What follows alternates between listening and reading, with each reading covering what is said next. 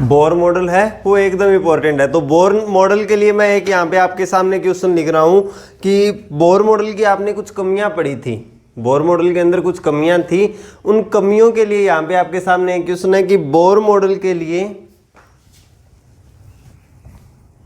Bohr model असफल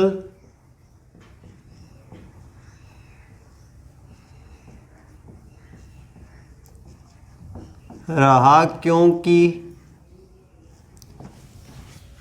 देखिए Bohr model ने वैसे तो काफ़ी कुछ एक एटम के लिए बता दिया था, लेकिन फिर भी बोर मॉडल असफल रहा था। इसका कारण क्या था?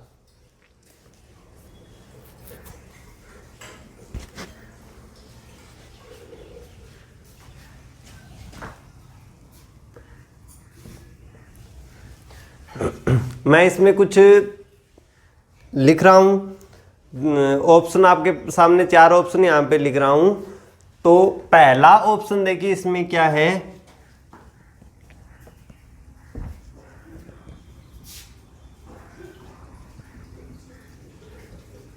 बोर मॉडल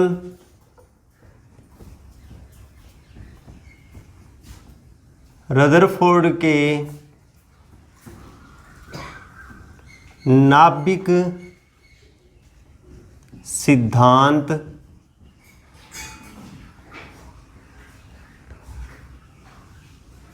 का अनुसरण करता था।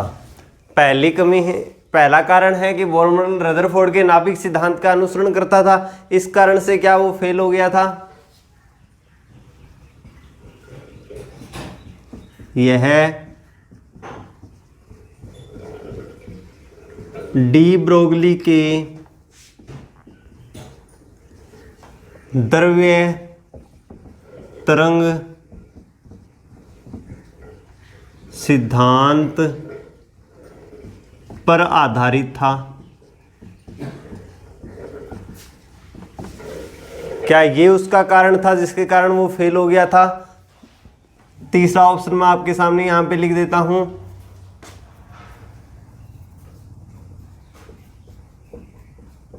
इसमें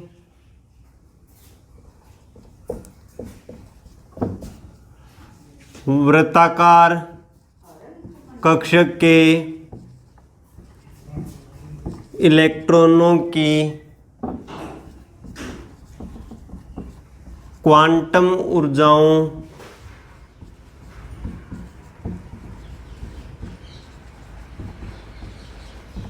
की व्याख्या समाहित नहीं थी।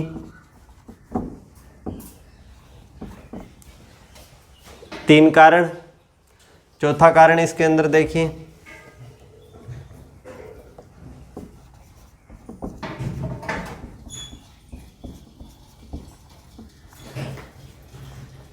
बोर मॉडल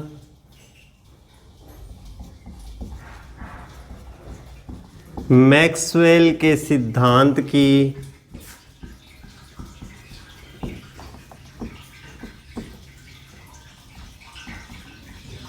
व्याख्या नहीं कर पाया था। 4 मैंने यहाँ पे आपके सामने ऑप्शन लिख दिए। चलिए बताइए, पहला क्वेश्चन, बोर मॉडल असफल रहा था क्यों? इसके आंसर की अपने बात कर लेते हैं। सबसे पहले कि बोर मॉडल ने रदरफोर्ड के नाभिक का जो सिद्धांत था उसका इस्तेमाल किया था। उसका इस्तेमाल करके बोर ने एक जो भौतिकी का लॉ था जिसमें अल्फा कण प्रकीर्णन प्रयोग एक एक्सपेरिमेंट था, उस एक्सपेरिमेंट की आसानी से व्याख्या कर दी थी। कहने का मतलब है कि जो नाभिक के सिद्धांत का अनुसरण करता था वो वहां पे एकदम सही था, क्योंकि उसने अल्फा कण प्रकीर्णन प्रयोग की व्याख्या की थी। यहां पे कोई प्रॉब्लम नहीं थी, तो ये आंसर इसका नहीं हो सकता। यह डी ब्रोगली के द्रव्य तरंग सिद्धांत पर आधारित था। हाँ, इसने इलेक्ट्रॉनों के लिए द्रव्य तरंग सिद्धांत को काम में लिया था, उस सिद्धांत पर आधारित था। जो इलेक्ट्रॉन है एक कण है, लेकिन जब वो क्या होता है, बहुत ज्यादा वेग से, लगभग आपेक्षिक वेग से गतिशील होता है, तब वो एक तरंग की तरह व्यवहार करता है। तो इलेक्ट्रॉन एक तरंग की तरह वहां पे व्यवहार कर रहा था, उसको फॉलो किया था उसने, और फॉलो करने के कारण, इसको फॉलो करने के कारण इसकी व्याख्या हो गई थी। इसको फॉलो करने के कारण मैक्सवेल के सिद्धांत की व्याख्या हो गई थी, क्योंकि यहाँ पे इलेक्ट्रॉनों के साथ, इसके अंदर क्या माना था, इलेक्ट्रॉन के साथ तरंग को माना था, इलेक्ट्रॉन की तरंग को माना, और तरंग को कैसा माना, अप्रगामी तरंग, तरंग को कैसा माना, अप्रगामी तरंग, और अप्रगामी तरंग की प्रॉपर्टी मान के इसने मैक्सवेल के सिद्धांत की व्याख्या कर दी थी।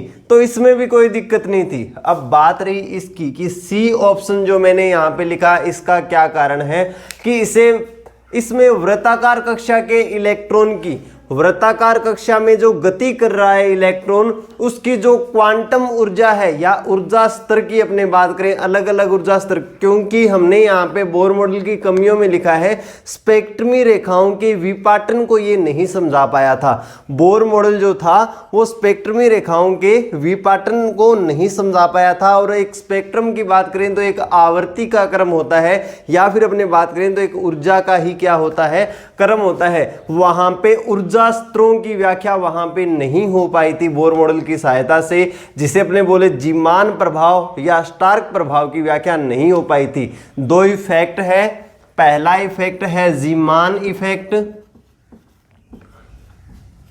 और दूसरा है स्टार्क इफेक्ट।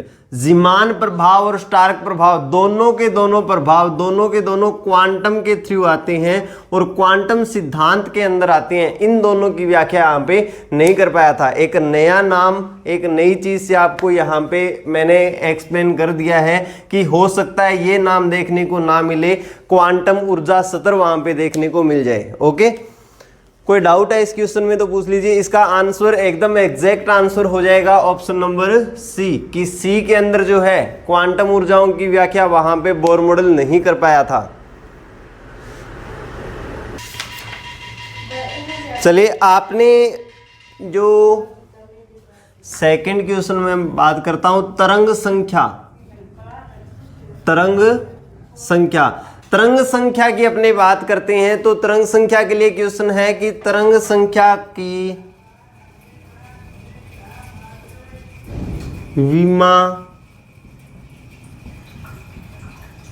देखिए कई बार नाम आ जाता है, तरंग धीरे धीरे अपने फोकस कर लेते हैं, तरंग संख्या को वहां पे अपने स्किप कर देते हैं। तो क्वेश्चन ये है कि तरंग संख्या की विमा क्या होगी। आंसर दे दीजिए जल्दी से।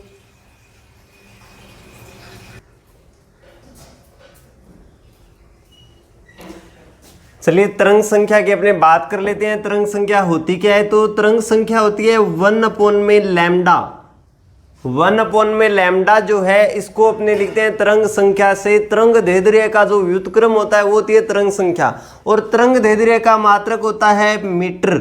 तो तरंग संख्या का मात्रक हो जाएगा मीटर इनवर्स। मात्रक मीटर इनवर्स है तो विमा हो जाएगी -1। ठीक है, तो आपका आंसर एकदम सही है तरंग संख्या की विमा के लिए। चलिए नेक्स्ट क्वेश्चन की अपने बात कर लेते हैं। आपने एक नियतांक का नाम सुना है, रिडबर्ग नियतांक। ठीक है, एक नियतांक है रिडबर्ग नियतांक, उसके लिए एक क्वेश्चन है।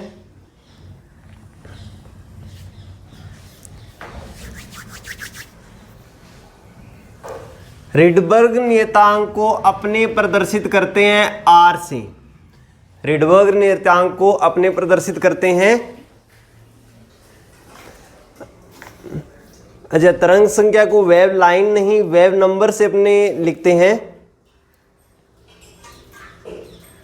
तरंग संख्या वेव नंबर न्यू बार से इसको प्रदर्शित करते हैं।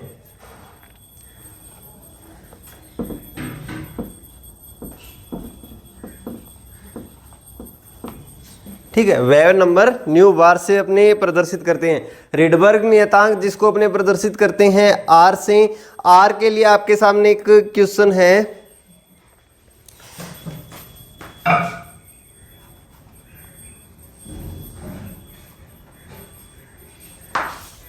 RH न्यू की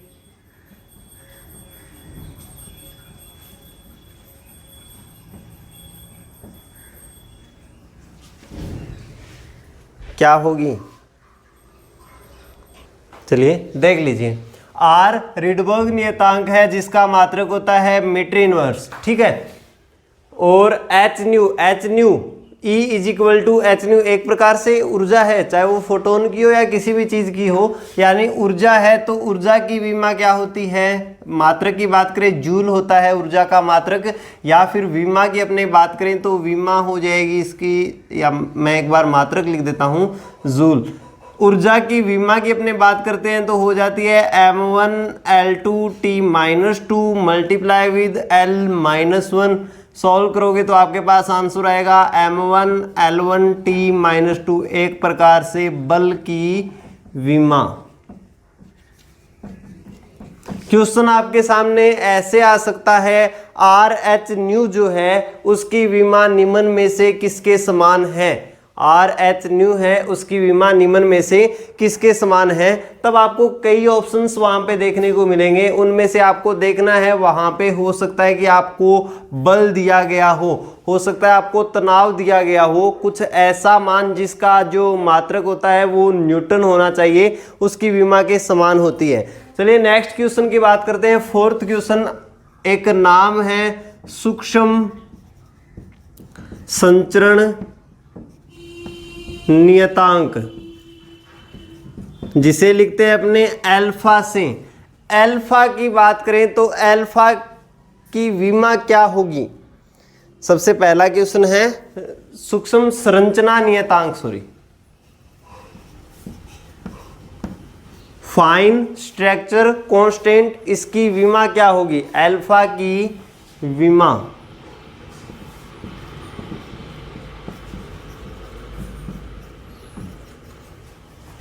अल्फा की विमा क्या होती है? चलिए फिर अपने बात कर लेते हैं सूक्ष्म संचरण नियतांक अल्फा होता क्या है। सूक्ष्म संचरण नियतांक अल्फा को अपने लिखते हैं, एक नियतांक होता है जो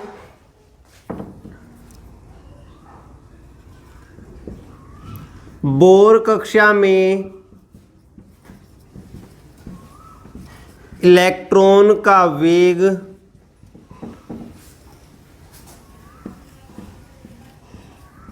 डिवाइड विद निर्वात में प्रकाश का वेग, डिवाइड विद निर्वात में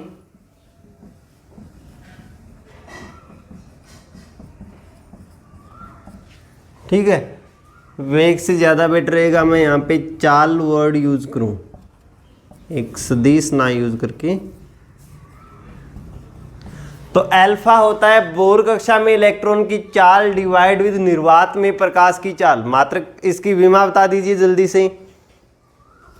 डायमेंशनलेस, ओके, सबको क्लियर है कि अगर अल्फा का इतना आपको बताओ बोर कक्षा में इलेक्ट्रॉन की चाल डिवाइड विद निर्वात में प्रकाश की चाल, तो वो डायमेंशनलेस क्वांटिटी आपके पास आ जाएगी। क्वेश्चन नेक्स्ट आपका ये है, अल्फा का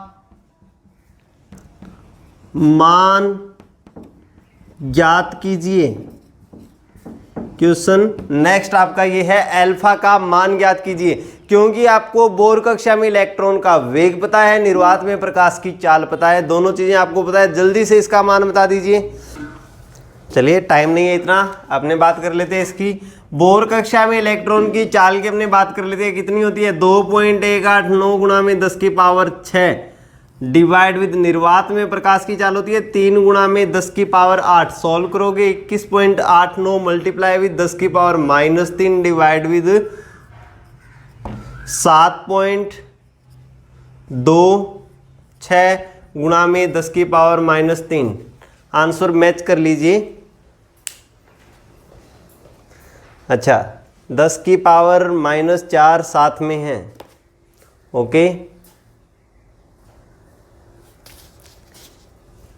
आंसर आपका आ जाएगा 7.26 गुणा में 10 की पावर -3, और मात्रक इसका कोई नहीं होगा।